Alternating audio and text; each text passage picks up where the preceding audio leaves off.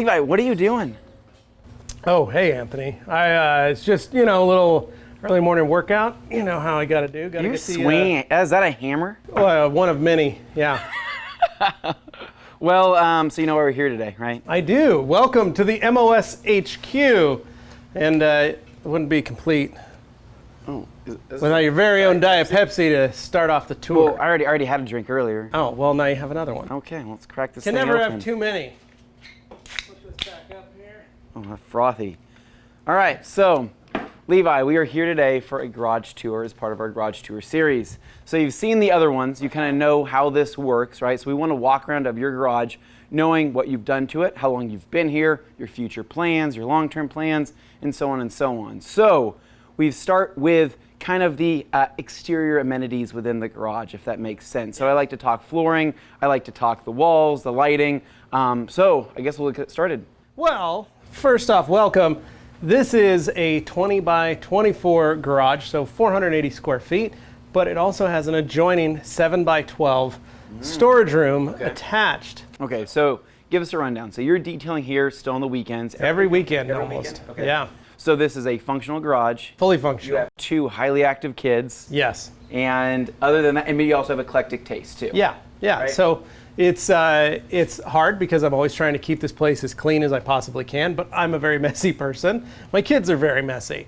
And it's really hard to stay on top of organization. So I'm in a managed chaos, as I like to call it. All right, so let's get started. Flooring. Flooring. This is just the stock concrete that the house came with. I like stock. Yeah.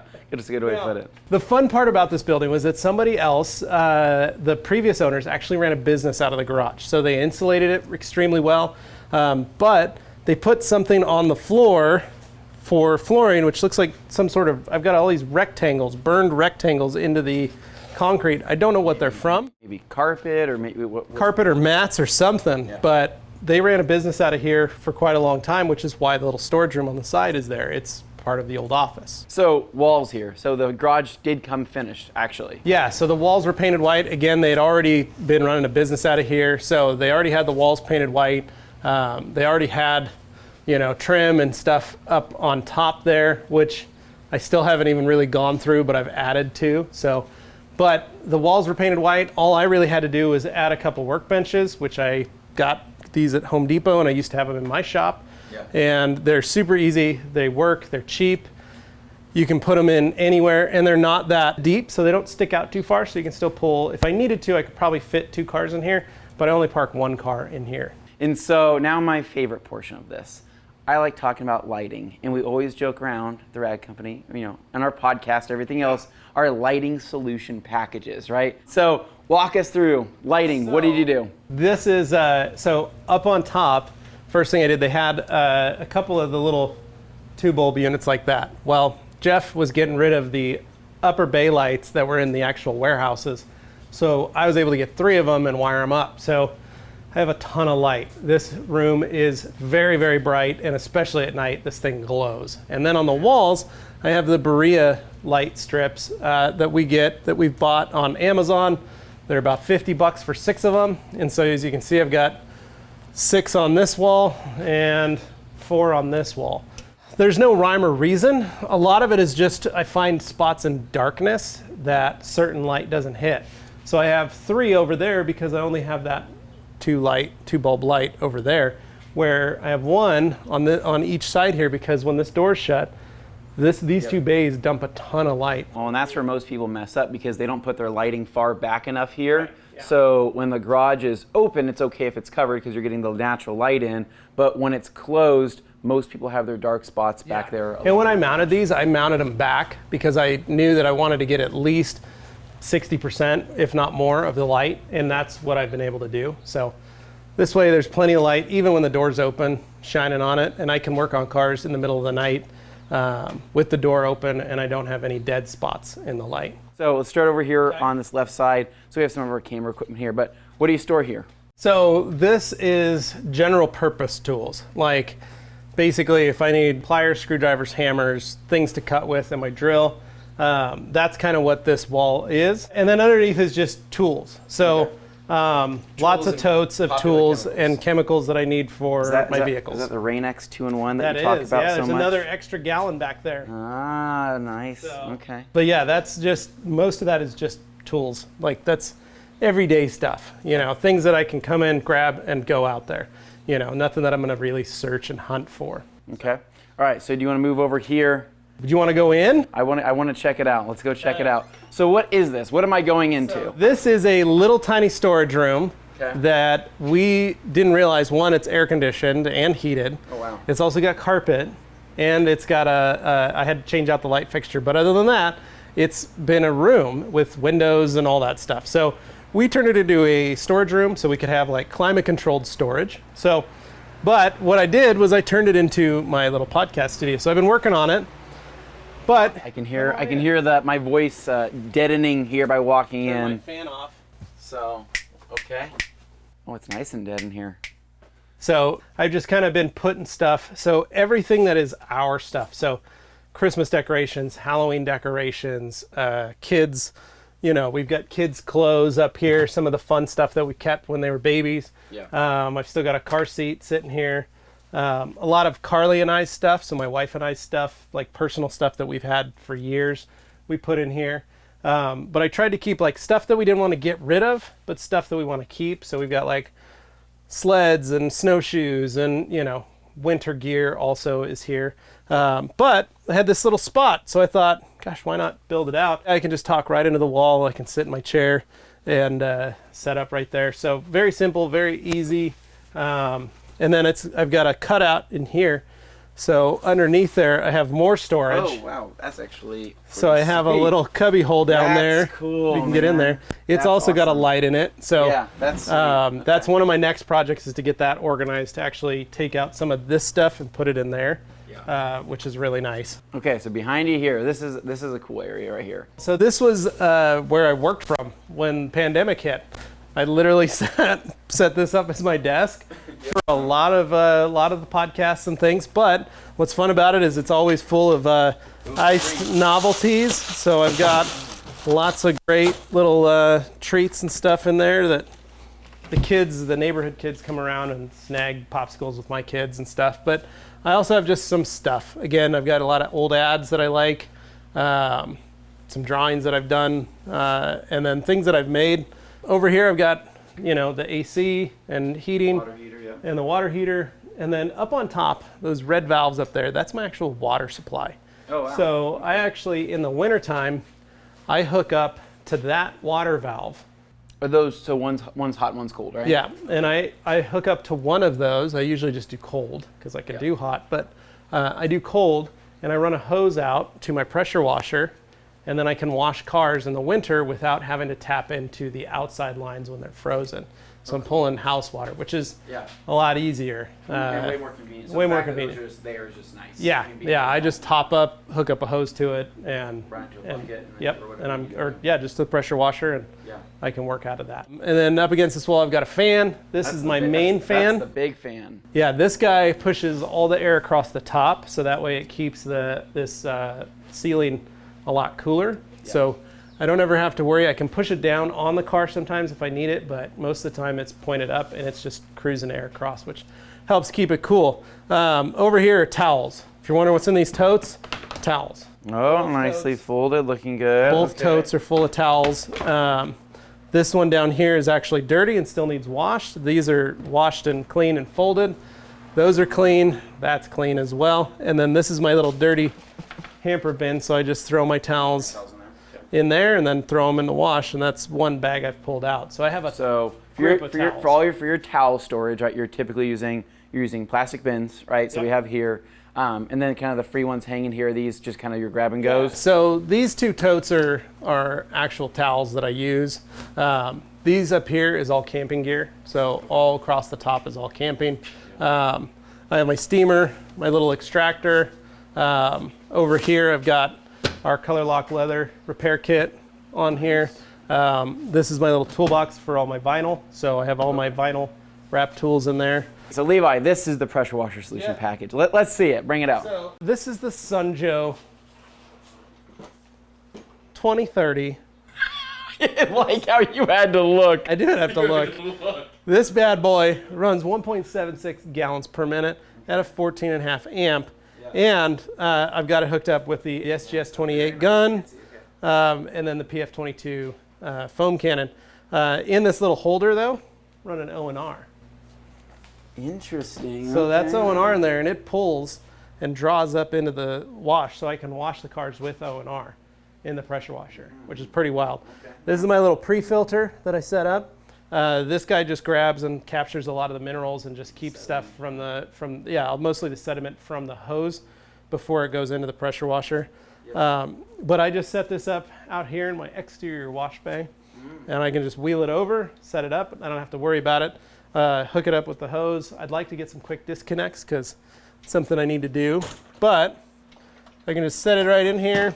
It's there. So this racking right here, so where's this racking from? So this is Innovative Tools. Okay. This is one of their red wall racks. We have a couple of them at the rag company. And when I moved into this house, they sent me these two as a housewarming present. And then up here, I'd like to fix all this. This is vinyl storage. Okay. So I keep all my vinyl up there. They're all kind of just jammed together in different boxes. I really got to come up with a better solution. Maybe if you did like one of those kind of, it's like a spindle, like a roll, to where, you know what I'm saying, you can kind of pull sheets as you need. That's kind of what I'd like to do, is build some sort of spindle rack to hold everything. So give us your biking solution package. Because people don't know that you were once extremely into bicycles. You worked at a bike shop. Yeah, I worked at a bike shop for almost a decade. On the weekends, that was my hobby, my side gig. So I've always had a large collection of bikes. I've actually thinned down the herd. So for me to have one mountain bike and one cruiser and not have one of every other type of bike is really hard for me. But I thinned it down because now I've added kids' bikes to the mix, and then I did sell one of our tandems, so we've still got our last tandem two-person bike, which is really fun to ride, and it's a good date bike, as we call it. Yeah. Maybe I'm going to take that for a spin here later. Me and Jimmy just cruising down the street. And then this wall is just chemical storage. Okay. Literal chemical, like everything I have. So all my heavy stuff and big stuff is down here. And then all my bottles and random stuff are in here. I have a polishing tote and my interior tote, which these are really nice because I can fit a bunch of stuff into them and pull them out. I keep my coatings in here, all my sanding stuff up here, extra compounds. I've got more little clips and miscellaneous stuff. I've got gloves and knee pads and stuff for if I'm buffing. My detailer's helper belt. And then I've got my AC unit mounted in the window here.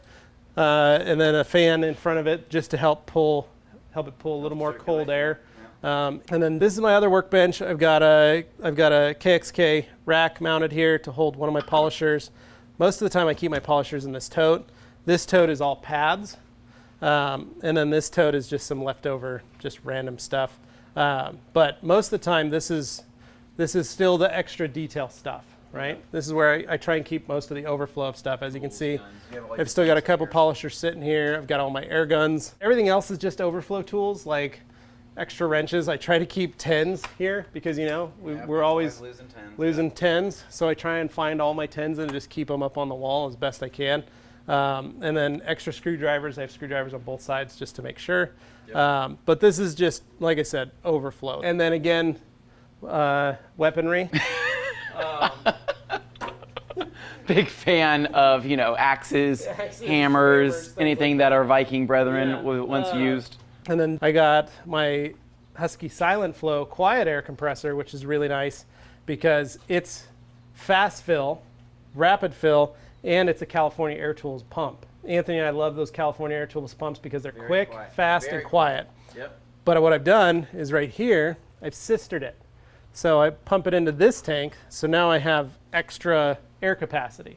Oh. So now I have the ability, I think this is 8 gallons, and then this is about, I think each one of those is 1.5 gallons. So I have almost 12, 13 gallons of air, and that makes it really nice because then I can hook up and I've got enough air to get through a car, especially a bigger car, without having to worry about running out of air. Yeah. And then my wash bay, as you can see, is right here. Levi, this is your grass. This is my wash bay. I pull my pressure washer out, set it up, hook it up to the garden hose. and I can wash right here. But the car's on the grass though. Yeah, but the beauty is all the water runs into the grass. I have a nice spot that I can wash. Feeds the grass. It feeds the grass. Everything I use is biodegradable, so it doesn't hurt anything, doesn't ever burn the grass.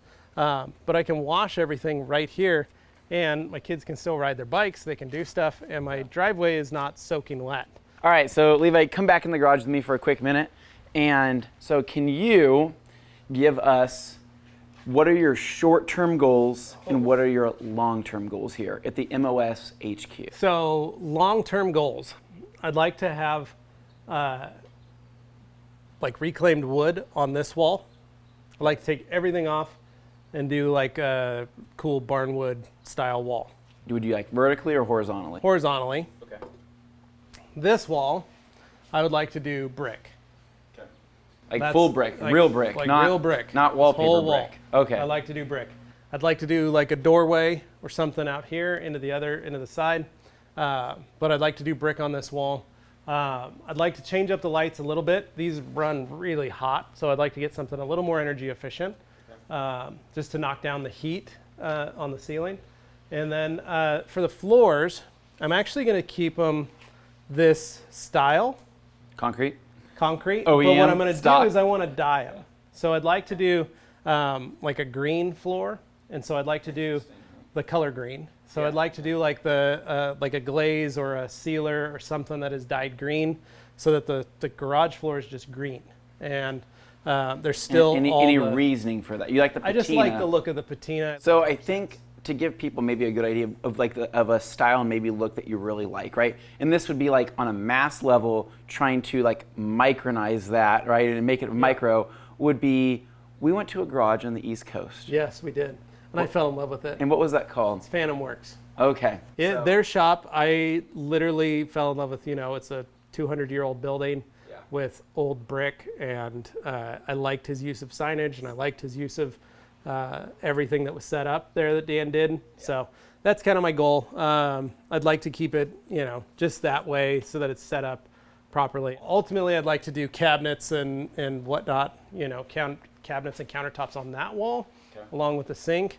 That way I could kind of clear out these side pieces a little more. Those are my long-term goals. Short-term goals, really continue to clear out this space. It still feels very cluttered to me. I still have a lot of usable space in and around this house. Just finding where to put things. I've got tons of storage. Like you saw, I've got that little cubby hole down in that other room there that is empty. I've got that shed on the side of the house that is empty. Yep. And so it's just finding spaces to reorganize so I can store stuff. But this is right now probably the best it's ever been, and the easiest to work out of. Well, some good news is that we went to a guy's house just last week who has plenty of storage. I'm sure you can just drop stuff off there. His name's Dane. Okay. You can just take whatever you don't need, drop it off there, because he only uses his garage to park. So he only needs enough room in there to park. Yeah, well, that's fine. I've got a couple totes. That's really all I need to get rid of. But like I said, sink. I'd love to get a sink. I've been talking about that for 2 years. I just need to get it done and get it built and plumbed. Well, this has been awesome, Levi. Thank you for inviting us into your home and checking out the M.O.S. HQ. Hopefully you guys remember, this is a state-of-the-art facility. It is a state-of-the-art facility, and there's nothing else like it. It's perfect. So maybe this gave you guys some ideas, right? If you guys like the innovative garage racking here, maybe that's an idea for you, right? Maybe if you're wanting to do payboard, or if you're wanting to make a sister tank with what you currently have, being able to do that. And then Levi, there's one more thing. What's your seating solution package? Where do you sit? Where I sit? Well, I've got a couple different. I've got this older mechanic stool, but the new bad boy, my Viper chair. New kid on the block. And this one, it works so well to just cruise around. I'm getting dizzy. Are the kids allowed to sit on that? No, that's the thing. I've been trying to keep them off, but I like this because I've got a nice height that if I need to work on something, I can. I can cruise over to that side and work on something, but it's also low enough that if I need to get to the lower part on a car, I'm not bending over so much that it's killing me. So I have plenty of workspace when I'm working on a vehicle to sit and roll. And I've got this awesome little tray, so that really helps. Keeps it nice. All right, guys. So, Levi, actually, I'll let you do the outro.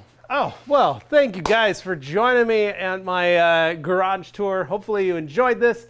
As always, guys, make sure you like, share, comment, subscribe, and stay tuned for more garage tours right here at the Rag Company.